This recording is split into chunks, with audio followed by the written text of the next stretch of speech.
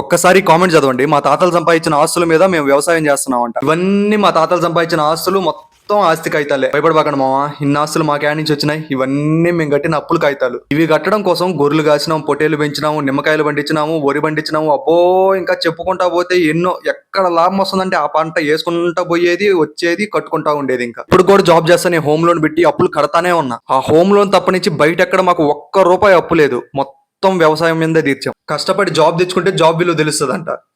మా అమ్మ నాన్నతో పాటు దొరికిన పనుల్లో చేస్తా కష్టపడి తెచ్చుకున్న జాబ్ ఇది. ఊరినే వచ్చి నా చేతుల్లో వల్ల. మా ఊర్లో నేను గొర్రెలు కాస్తున్నప్పుడు లాస్ట్కి ఇంక వీడికి ఇయ్యలేదు, దిక్కు చదువు లేదు, సంజ లేదు అన్నారు.